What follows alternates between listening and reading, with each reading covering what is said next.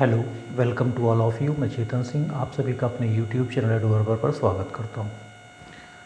11 के फिजिक्स का हम लोग पहला चैप्टर कंप्लीट कर चुके हैं। हम लोगों ने जाना साइंस क्या है, फिजिक्स क्या है, फिजिक्स के क्या क्या स्वरूप हैं, उसमें क्या क्या हमको अध्ययन करना है, इन सब के बारे में हम लोगों ने अध्ययन कर लिया है। अब अगला चैप्टर हम लोगों का शुरू होता है। नेक्स्ट चैप्टर है, सेकेंड चैप्टर है भौतिक राशियों का मापन, मेजरमेंट ऑफ फिजिकल क्वांटिटीज़। भौतिक राशियों का मापन, मेजरमेंट ऑफ फिजिकल क्वांटिटीज़। तो सबसे पहले तो हम ये जानें कि भौतिक राशियां हैं क्या। भौतिक राशियां क्या हैं जिनका हमको मापन करना है। तो भौतिक राशियां वे होती हैं जिनको हम प्रत्यक्ष रूप से माप सकते हैं। जिनको हम प्रत्यक्ष रूप से माप सकते हैं वो होती हैं भौतिक राशियां। जैसे आप लंबाई को नाप सकते हो, जैसे कमरे की लंबाई चौड़ाई, आपके डेस्क की लंबाई चौड़ाई, आप जिस टेबल पे बैठ के पढ़ते हैं उसकी लंबाई चौड़ाई, तो ये आप नाप सकते हैं। डॉक्टर के यहाँ जाते हैं, आपको बुखार है तो वो थर्मामीटर लगा करके आपका टेम्परेचर बताता है कितना आपको बुखार है फ़ारेनहाइट में। रोज़ आप लोग न्यूज़ में सुनते हैं कि ये इतना डिग्री सेंटीग्रेड आज का टेम्परेचर रहा, इतना ज़्यादा रहा, इतना डिग्री सेंटीग्रेड कम रहा। तो वो टेम्परेचर है, टेम्परेचर को डिग्री सेंटीग्रेड में मापा जा रहा है। तो भौतिक राशियाँ वे होती हैं जिनका हम मेज़रमेंट प्रत्यक्ष रूप से सीधे एपरेटस के द्वारा कर सकते हैं। क्या है भौतिक राशियाँ? Physical quantities. वे सभी राशियां जिन्हें एक नियत संख्या द्वारा व्यक्त किया जा सकता है तथा प्रत्यक्ष रूप से मापा जा सकता है, भौतिक राशियां कहलाती हैं। जब मापन होगा, प्रत्यक्ष रूप से उनका मापन होगा, तो किसी संख्या में ही हम उसको व्यक्त करेंगे। तो इसीलिए इसको एक साथ लिख दिया गया है कि वे सभी भौतिक राशियां जिन्हें एक नियत संख्या द्वारा व्यक्त किया जा सकता है तथा प्रत्यक्ष रूप से मापा जा सकता है, भौतिक राशियां कहलाती हैं। अब जैसे आपका लंबाई है, तो लंबाई हम लोग प्रत्यक्ष रूप से मापते हैं, मीटर में, सेंटीमीटर में, इंच में, फीट में, ये लंबाई हम लोग नाप लेते हैं। अभी इस पर और डिटेल चर्चा इसे धीरे धीरे होगी। द्रव्यमान है, सब्जी आप खरीदने जाते हैं, चीनी खरीदने जाते हैं, तो आप किलोग्राम में लेते हैं, इतने किलोग्राम हुआ। समय आप बताते हैं कि इतना बजकर इतना मिनट हो रहा है, तो घंटा में, मिनट में, सेकंड में, इसका आप सीधे मेजरमेंट करते हैं। तो ये सब क्या हो गई? भौतिक राशियां हो गई, फिजिकल क्वांटिटीज़ हो गए। अब मापन की आवश्यकता क्या है? नीड ऑफ मेजरमेंट, क्या आवश्यकता है दुनियादारी की, क्यों इसको मापा जाए? अगर ना मापा जाए तो क्या प्रॉब्लम हो सकती है? भाई कुछ हमको फ़ायदा होगा तभी हम मापेंगे। अब आइए एक एग्ज़ाम्पल लेते हैं कि आपने स्कूल में एडमिशन ले लिया और आपको ड्रेस सिलाना है, और ड्रेस सिलाने के लिए आपने कपड़ा लिया और कपड़ा लेकर के आप दर्जी के यहाँ पहुँच गए। दर्जी ने आपका नाप नहीं लिया और आपको ड्रेस सिल के दे दिया। आप पहने तो पैंट मान लो छोटी भी हो सकती है, बड़ी भी हो सकती है, कमर आपकी बहुत ढीली भी हो सकती है, शर्ट का बाँह यूँ पूरा लंबा सा हो सकता है, या शर्ट छोटी हो गई। ये समस्या हो सकती है। इस समस्या से बचने के लिए, इस तरह की समस्या ना हो पाए, क्या करता है? ऐसा भी हो सकता है कि कपड़ा ही कम पड़ गया, या कपड़ा आपने ज़्यादा ले लिया तो उतना कपड़ा आपका चोरी हो गया। तो इन सब से बचने के लिए क्या हुआ? एक यथार्थ माप की आवश्यकता हुई। आपका कपड़ा नापा जाएगा कि हाँ, आपका कपड़ा, आपका शर्ट, पैंट या ड्रेस जो भी है बनाने लायक है। फिर आपका मेज़रमेंट होगा कि आपकी लंबाई ये है पैंट के लिए, कमर की लंबाई ये है, बांह की लंबाई ये है। तो इस तरह से दर्जी उसी अनुपात में या उसी एग्जैक्ट माप में काट करके आपके लिए ड्रेस सिलता है, और फिर आप पहन के बिल्कुल हैंडसम स्टूडेंट बनते हैं। तो आवश्यकता क्यों हुई? बिल्कुल एक्यूरेसी के लिए। एक्यूरेसी अगर आपका है यथार्थ ज्ञान प्राप्त करने के लिए, बिल्कुल उस चीज़ के बारे में बिल्कुल सटीक अध्ययन करने के लिए आपको मेज़रमेंट की आवश्यकता पड़ी, मापन की आवश्यकता पड़ी। तो मापन की आवश्यकता कैसे हुई? नीड ऑफ मेजरमेंट, किसी भौतिक राशि के मापन में या किसी भौतिक राशि के बारे में यथार्थ ज्ञान प्राप्त करने के लिए मापन की आवश्यकता है। बिल्कुल एग्जैक्ट जानकारी आपको चाहिए, तब क्या होगा? मापन। अनुमान इसमें नहीं चलेगा। क्या होगा? बिल्कुल एग्जैक्ट आपको जानकारी चाहिए, तो मापन की आवश्यकता है। अब मापन है क्या? चलिए अब जानते हैं कि मेज़रमेंट क्या है। अब आवश्यकता हो गई, अब मेज़रमेंट पर आते हैं। आप कपड़ा लेने के लिए गए तो आपने कहा कि भाई हमको 2 मीटर कपड़ा दे दीजिए, शर्ट हमारा बन जाएगा। तो आपने क्या कहा? आप देखिए, आपने कहा कि 2 मीटर कपड़ा दे दीजिए। अब इसमें देखिए, मीटर आप देखते हैं कि एक उनके पास लोहे का रॉड होता है, वो एक मीटर को व्यक्त करता है, उसकी लंबाई जो होगी वो मीटर को व्यक्त करता है। उन्होंने क्या किया? उसी लंबाई को कपड़े में 2 बार नापा, कपड़े पर 2 बार नापा और कैंची लगाकर काट के आपको बैग में दे दिए। तो ये जो 2 बार मापा गया, 2 बार जो मापा गया, वो 1 मीटर 2 बार उसका तुलना किया गया। एक मानक कोई हुआ, उस मानक का 2 बार तुलना किया गया, तो इसको हमने क्या कहा? मापन कहा, मेजरमेंट कहा। तो मेजरमेंट है क्या? मापन है क्या? किसी भौतिक राशि के उसके निश्चित मानक जो आपका वो लकड़ी का या लोहे का जो रॉड है जिसको आप मीटर कहते हैं, तो निश्चित मानक, इससे तुलनात्मक अध्ययन, ये मापन कहलाता है। 2 बार इन्होंने नापा, तो ये 2 बार तुलना इन्होंने किया उस कपड़े से उस मीटर का, तो ये मेजरमेंट कहलाया। मेजरमेंट क्या है? किसी भौतिक राशि के उसके निश्चित मापन से तुलनात्मक अध्ययन मापन कहलाता है। अब ये जो मेजरमेंट है, इसमें 2 तथ्यों की आवश्यकता है। आप यहीं देख लीजिए, 2 तथ्य की आवश्यकता है। एक तो आपका ये भाग हुआ और दूसरा ये भाग हुआ। हमने जैसे 2 मीटर लिखा, ये मेजरमेंट हो गया आपके कपड़े का, तो इसके भी 2 भाग हैं। एक तो हो गया मीटर। मीटर क्या हुआ? ये स्टैंडर्ड यूनिट हुआ, मानक मात्रक हुआ, जिसमें उस राशि को मापा जाएगा, जिसमें उस राशि को मापा जाएगा। ये आपका हो गया स्टैंडर्ड। अब स्टैंडर्ड भी इसलिए क्योंकि आप भाई बित्ता से भी नाप सकते हैं, आप हाथ से नाप सकते हैं कि भाई 2 हाथ ज़मीन है, 20 हाथ ज़मीन है, ऐसे कह देते हैं आप। 4 बित्ता है, तो बित्ता ये मानक नहीं हुआ भाई। किसी का बड़ा भी हो सकता है, किसी का छोटा भी हो सकता है, बलिष्ठ जिसको कहते हैं। ऐसे गांव में तमाम तरह के चलते हैं, पसेरी हुआ, मन हुआ, सेर हुआ, है ना, अनाज नापने के लिए। तो ये मानक नहीं है, इससे आप उस लेकिन मापन है, आप उससे तुलना ही करते हैं, उसी से माप करके ही आप अनाज देते हैं। तो ये तुलना है, लेकिन ये एक स्टैंडर्ड आपका यूनिट नहीं है, आपका मानक मात्रक नहीं है।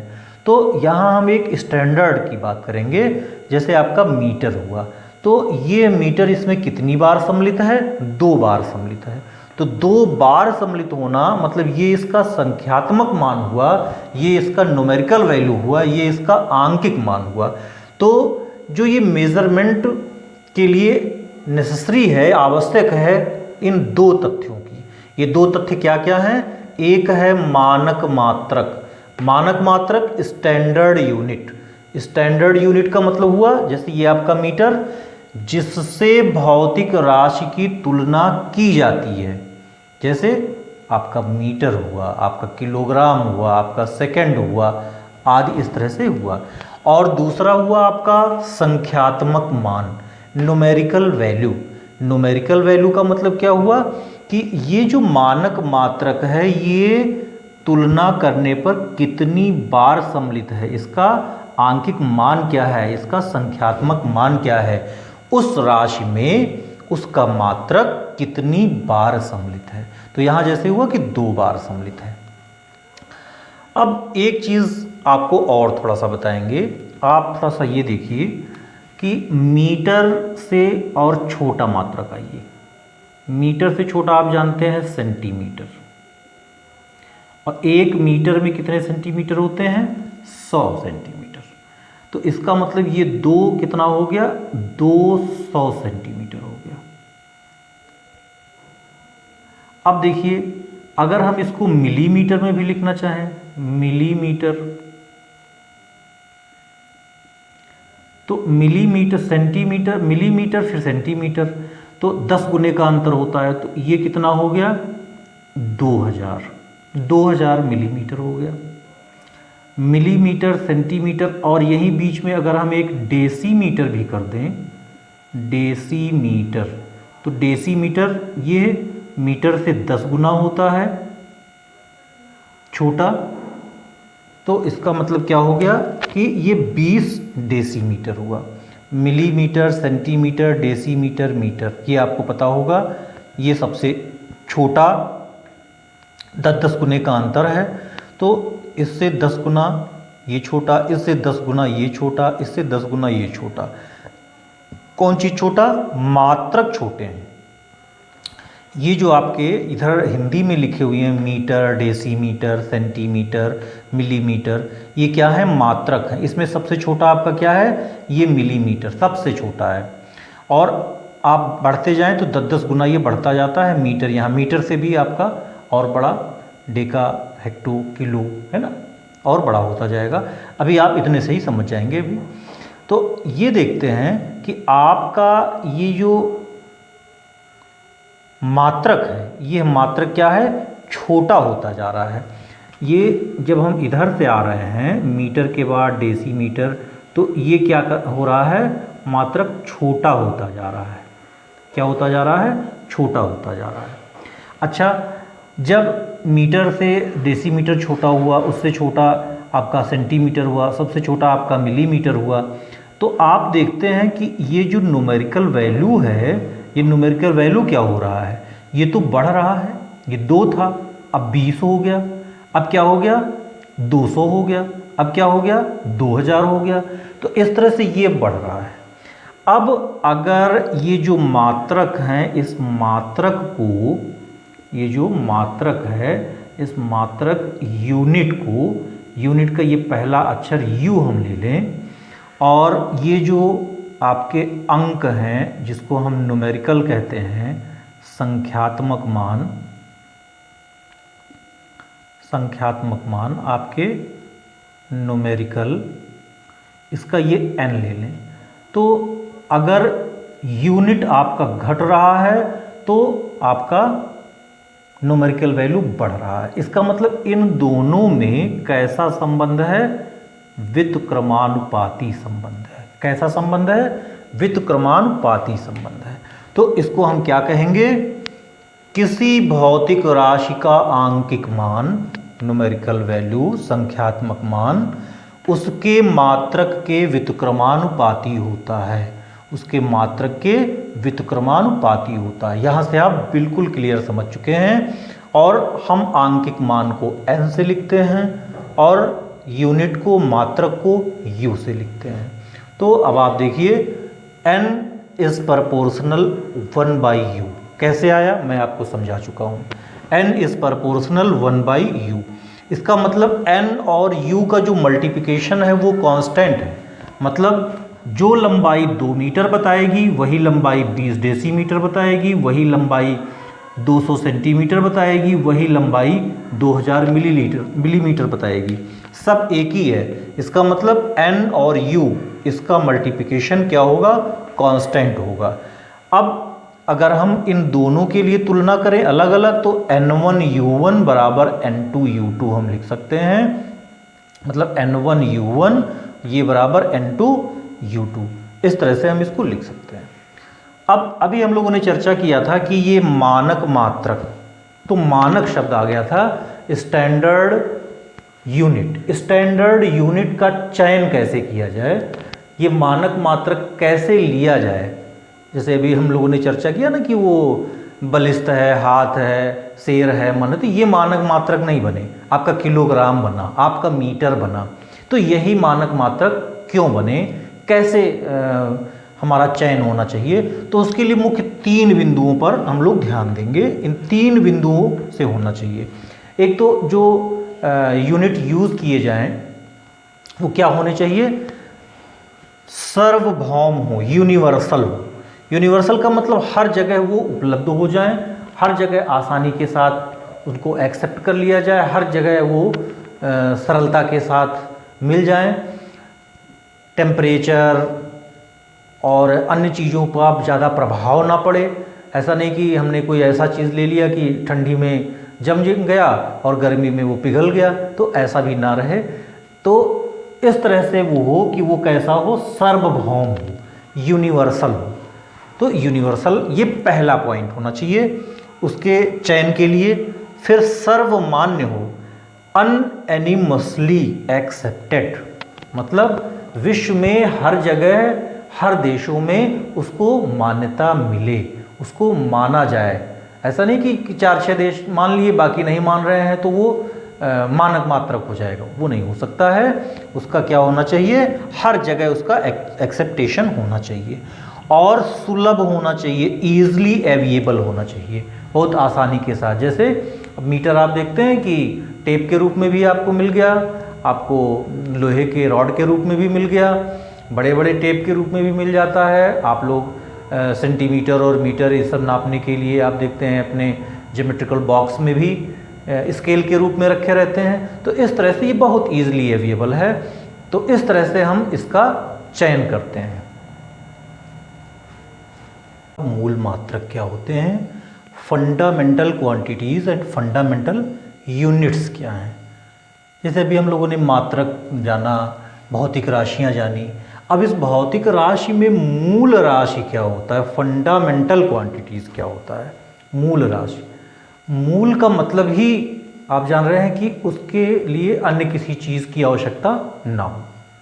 तो ऐसी राशि, ऐसी भौतिक राशि जिसको व्यक्त करने के लिए किसी दूसरे अन्य भौतिक राशि की आवश्यकता नहीं होती है, वो क्या कहलाता है, फंडामेंटल क्वांटिटी, मूल राशि कहलाती है।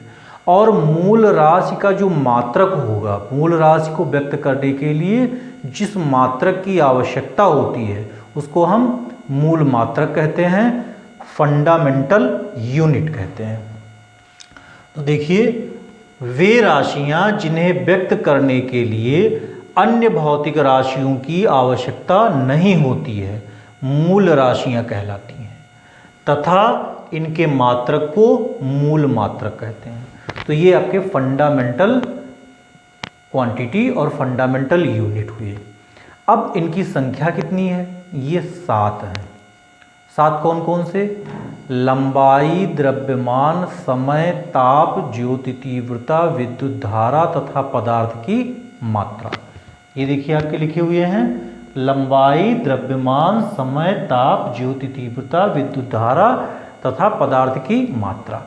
अब ये भौतिक राशियाँ आपको याद होनी चाहिए और इनके मात्रक, मानक मात्रक जो होंगे इनके, वे मूल मात्रक कहलाते हैं। जैसे लंबाई का मीटर, अभी आपने पढ़ा भी है, द्रव्यमान का किलोग्राम, समय का सेकंड, ताप का केल्विन, ज्योति तीव्रता का कैंडिला, विद्युत धारा का एम्पियर, पदार्थ की मात्रा का मोल। तो इस तरह से ये आपको, ये बिल्कुल समझ लीजिए कि गणित के जैसे गिनती होते हैं ऐसे ये फिजिक्स के गिनती हैं। इन्हीं पर सारी भौतिक राशियाँ टिकी हुई होती हैं, इन्हीं का हम मेज़रमेंट सीखेंगे। तो ये सबसे पहले आवश्यक है, ये आप बहुत विधिवत जानें। तो ये आपके मूल राशि और मूल मात्रक हैं। इनको प्रतीक के रूप में भी हम इस तरह से व्यक्त करते हैं। लंबाई का मीटर, m से व्यक्त करते हैं। द्रव्यमान का किलोग्राम, kg से व्यक्त करते हैं। समय का मूल मात्रक आपका हुआ सेकंड, एस से व्यक्त करते हैं। ताप आपका केल्विन कैपिटल के से व्यक्त करते हैं। ज्योति तीव्रता कैंडिला सी डी से व्यक्त करते हैं। विद्युत धारा आपका एम्पियर ए से व्यक्त करते हैं। पदार्थ की मात्रा मोल ये MOL से व्यक्त करते हैं। अब देखिए जो आपके मूल राशियां हैं, इन मूल राशियों में जैसे लंबाई क्या है, द्रव्यमान क्या है, समय क्या है, ताप क्या है, थोड़ा सा ज्योति तीव्रता भी आप समझेंगे। जैसे ल्यूमिनस होता है, कोई भी मानक स्रोत प्रकाश निकाल रहा है तो उसकी क्या चमक है, इंटेंसिटी उसकी क्या है, ये ज्योति तीव्रता पर निर्भर करता है। ऐसे विद्युत धारा आप समझ रहे हैं, पदार्थ की मात्रा भी आप समझ रहे हैं। अब इनके मात्रक जो हैं, इनकी जो मूल मात्रक हैं, इनकी हम स्टैंडर्ड परिभाषा जानते हैं कि जैसे कह दिया गया कि मीटर है, तो अब है क्या मीटर, कितनी लंबाई को ही हम मीटर मानेंगे जो बिल्कुल स्टैंडर्ड है, विश्व का हर वैज्ञानिक उसको मानता है, हर देश उसको मानता है। तो इसके बारे में हम अध्ययन करेंगे।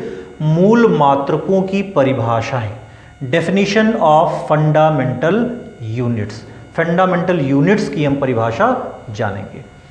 सबसे पहले हम मीटर की परिभाषा जानेंगे कि ये मीटर क्या है। देखिए मीटर की परिभाषा जानने से पहले ये जानिए कि जैसे helium, neon, argon, krypton, xenon, radon ये आपके अक्रिय गैस होते हैं। इसमें क्रिप्टन जो है ये आपका रेडियो एक्टिव हो गया। अब जब रेडियो एक्टिव है तो इसके अंदर से कुछ तरंगे निकलती हैं, नारंगी रंग के ये तरंगे निकालता है। कौन?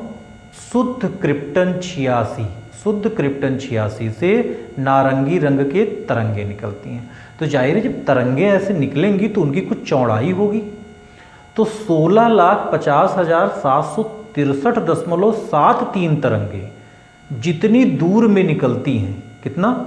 16,50,763.73 तरंगे जितनी दूरी में निकलती हैं, वो दूरी क्या कहलाती है? मानक मीटर। स्टैंडर्ड आपका मीटर की परिभाषा हुई। 1 मीटर वह दूरी है जिसमें शुद्ध क्रिप्टन 86 से उत्सर्जित होने वाले नारंगी प्रकाश की 16,50,763.73 तरंगे आती हैं।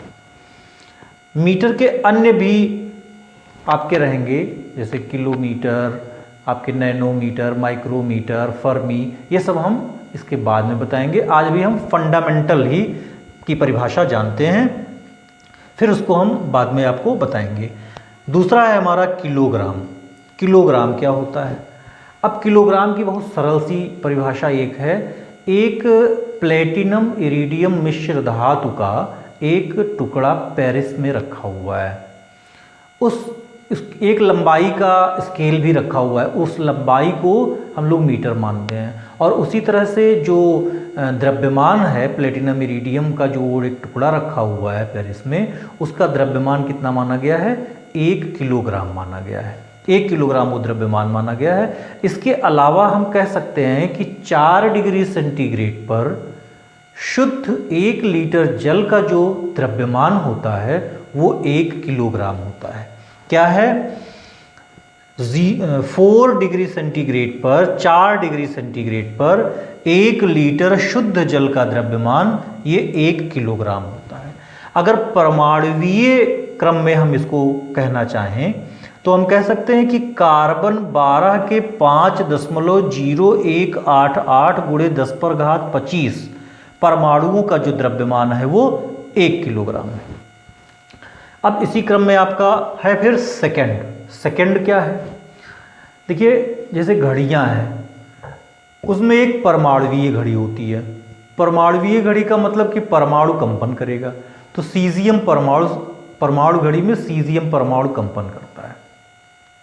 अब इसके कंपन को काउंट किया जाए, 9,19,26,31,770 बार जितने समय में आपका सीजियम परमाणु ये कंपन कर लेता है किसी परमाणु घड़ी में, वो इसका क्या कहलाता है?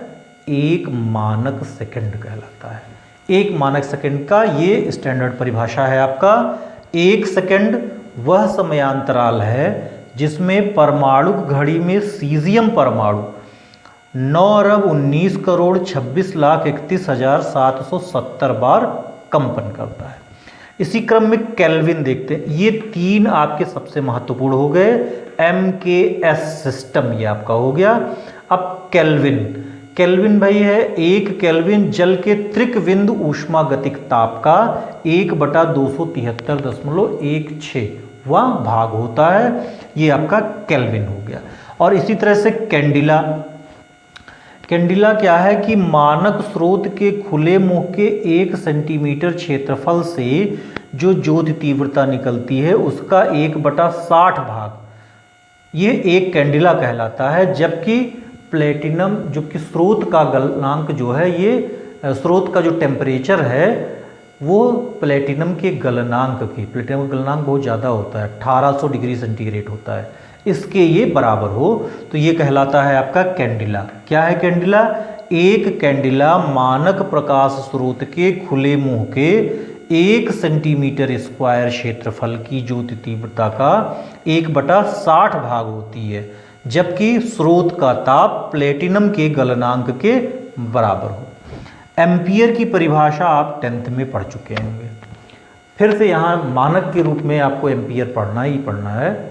क्या है? निर्वात या वायु में अगर 2 सीधे समांतर लंबे तार अनंत लंबाई के ले लिए जाएं, जिनके बीच की दूरी कितनी हो? 1 मीटर, और इनमें समान प्रबलता की यदि धारा प्रवाहित की जाए तो इसके प्रति एकांक लंबाई, मतलब 1 मीटर लंबाई पर लगने वाला आकर्षण या प्रतिकर्षण बल, या यूं कह सकते हैं कि वैद्युत बल, यदि 2 × 10⁻⁷ न्यूटन है तो प्रवाहित धारा की प्रबलता ये 1 एम्पियर होता है। 1 एम्पियर विद्युत धारा का वह मान है जो कि निर्वात में 1 मीटर की दूरी पर स्थित 2 सीधे अनंत लंबाई के समांतर तारों में प्रवाहित होने पर प्रत्येक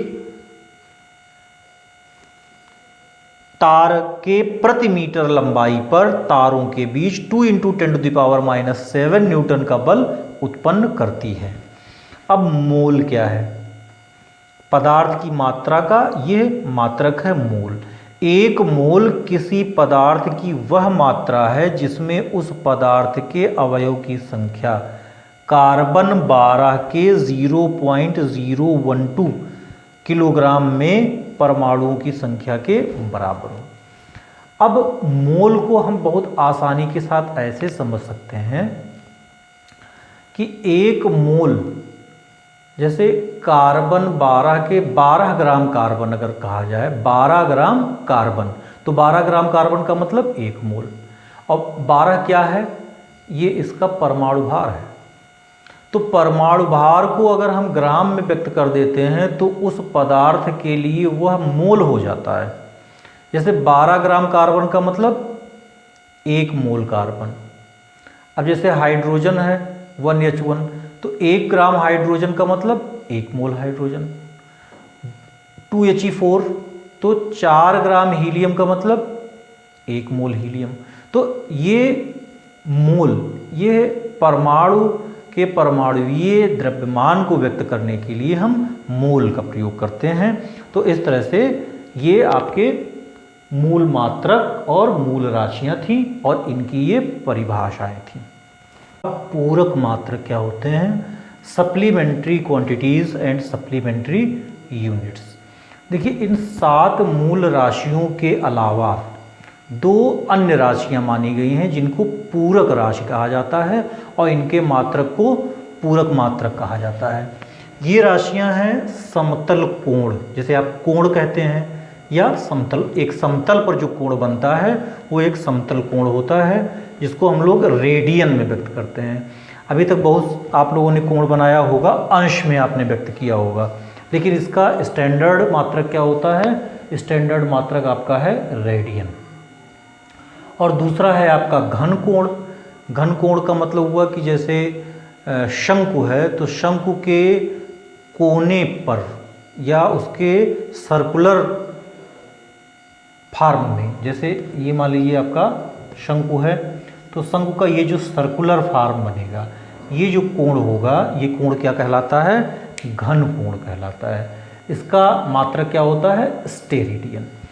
तो ये रेडियन और स्टेरेडियन ये हैं क्या? तो आइए देखते हैं कि रेडियन और स्टेरेडियन क्या है, इनकी कैसे हम परिभाषा जानें। देखिए, जैसे एक अगर हम वृत्त ले लेते हैं और इस वृत्त का ये O केंद्र है, ये त्रिज्या हो गई। अब यदि त्रिज्या के बराबर ही हम चाप ले लें, कारण क्या होता है? क्योंकि हम ये लिखते हैं कि जैसे कोण बराबर चाप बटा त्रिज्या। अब कोण को जैसे हमने थीटा से लिखा, चाप को हमने s से लिखा और त्रिज्या को r से लिखा। अब अगर s और r आपके बराबर हो जाए तो आपका थीटा कितना हो गया? 1 रेडियन। थीटा कितना हो गया? 1 रेडियन। इसका मतलब ये हुआ कि वृत्त की त्रिज्या के बराबर चाप द्वारा उस वृत्त के केंद्र पर अंतरित कोण ये 1 रेडियन होता है। ये आपके रेडियन की परिभाषा हो गई। जो आपका पूरक मात्रक हुआ एक रेडियन, वो रेडियन का परिभाषा हुआ कि 1 रेडियन वह कोण है जो वृत्त की त्रिज्या के बराबर की चाप वृत्त के केंद्र पर अंतरित करता है। और ऐसे आप इसकी परिभाषा समझ लीजिए हमेशा के लिए याद। और दूसरा आपका घन कोण हुआ स्टेरेडियन। तो घन कोण क्या होता है? सॉलिड एंगल क्या होता है? जैसे अब ये वृत्त ना हो, एक समतल पर ना हो, ये एक 3 डायमेंशन फिगर हो, तो 3 डायमेंशन का मतलब ये एक गोला हो गया।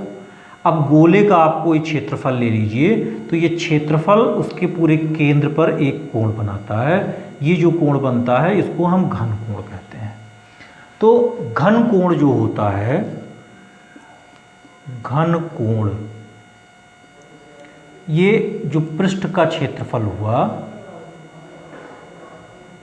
पृष्ठ का क्षेत्रफल और बटा ये होता है त्रिज्या का वर्ग। घन कोण को हम लोग ओमेगा से व्यक्त करते हैं। पृष्ठ का क्षेत्रफल अगर a से व्यक्त करें और त्रिज्या को r से व्यक्त करें तो a/r² हुआ। अब यदि क्षेत्रफल ये त्रिज्या के वर्ग के बराबर है तो आपका ओमेगा कितना हो गया? 1 स्टेरेडियन। ये 1 स्टेरेडियन हो जाएगा। यहीं से हमारी परिभाषा निकलती है कि किसी भी गोले के सतह के क्षेत्रफल जिसका मान उस गोले की त्रिज्या के वर्ग के बराबर है, गोले के केंद्र पर जो कोण अंतरित करता है या जो घन कोण अंतरित करता है वह एक स्टेरेडियन होता है।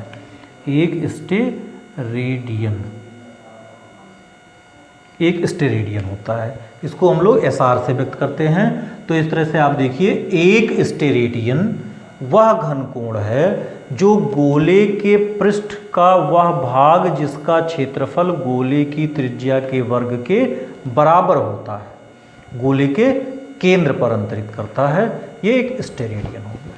तो आपके 7 मूल राशियां और इनके मूल मात्रक हो गए। और फिर आपने यहाँ जाना 2 आपके पूरक राशियां और ये पूरक मात्रक हो गए।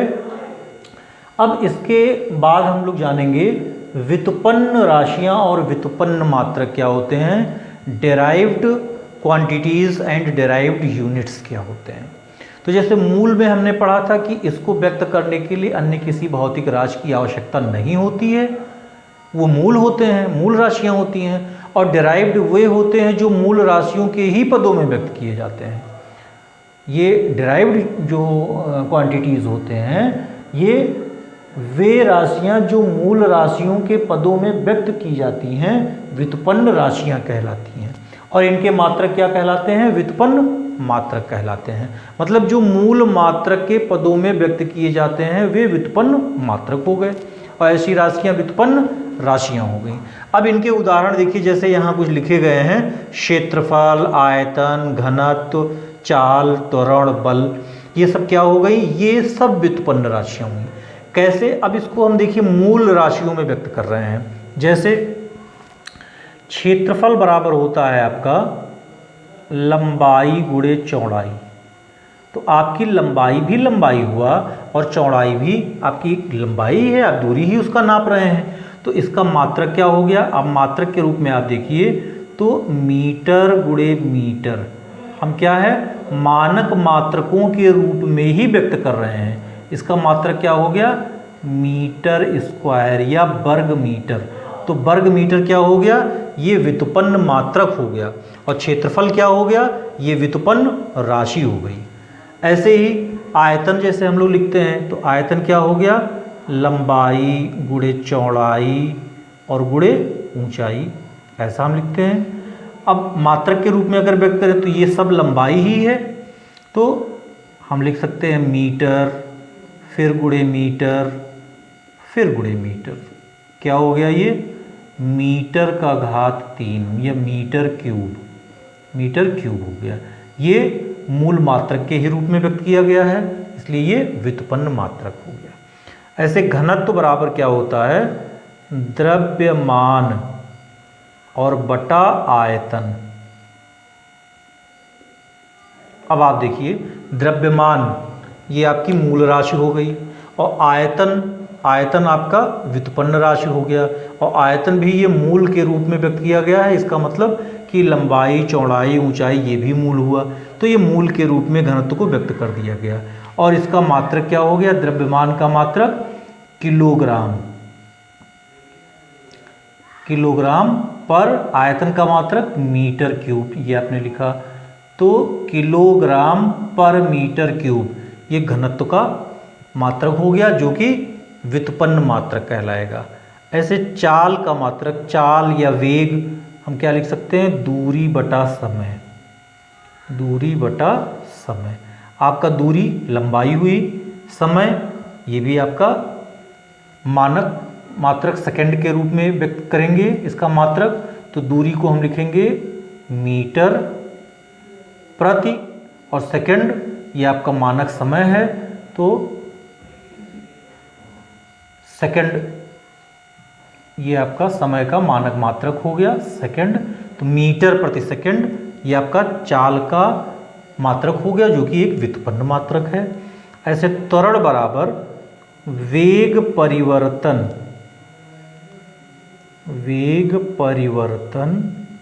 और बटा समय।